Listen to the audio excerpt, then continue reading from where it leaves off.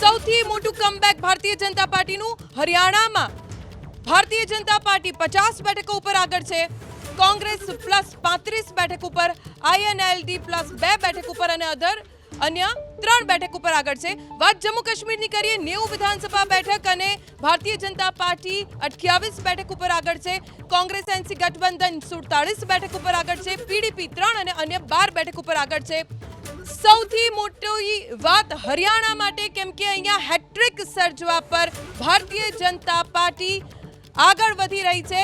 50 બેઠક ઉપર ભાજપ આગળ છે. એટલે આ રુઝાન મુજબ સ્પષ્ટ બહુમત હરિયાણામાં ભારતીય જનતા પાર્ટીને પ્રાપ્ત થઈ છે.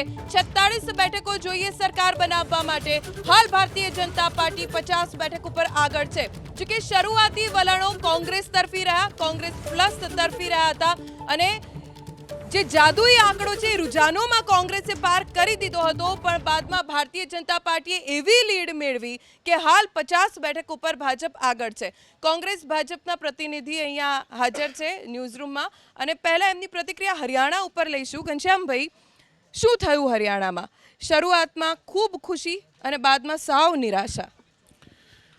હું સવારે ધોની જ્યારે શરૂઆતના 1 કલાકમાં ટીવી જોતો હતો ત્યારે જે રીતે હું કોંગ્રેસને આગળ જોતો હતો ત્યારે મને પણ આઘાત લાગતો હતો અને નવાઈ લાગતી હતી.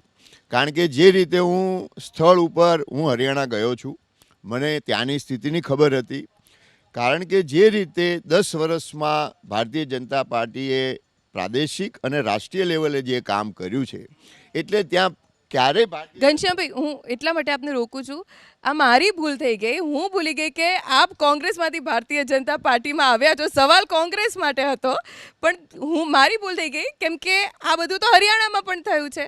હરિયાણામાં પણ ભારતીય જનતા પાર્ટીએ આવી જ રીતે ધારાસભ્યો તોડ્યા, નેતાઓ તોડ્યા અને ભાજપમાં આ એ જ ચહેરાઓ હવે આગળ ચાલી રહ્યા છે. એટલે ભારતીય જનતા પાર્ટી ત્યાં આગળ રહેવાની જ હતી. ભારતીય જનતા પાર્ટીની જે કામગીરી છે રાષ્ટ્રીય લેવલે અને સ્થાનિક લેવલે, પહેલાં ત્યાં જમીનોના દલાલો, કરપ્શનના મુદ્દાઓ બહુ મોટા હતા. એ ભારતીય જનતા પાર્ટીના જે આદરણીય મુખ્યમંત્રી ત્યાં હતા એના માટે એવું કહેવાતું હતું કે એક આટલો કોઈ પ્રમાણિક માણસ ત્યાં મળ્યો નથી.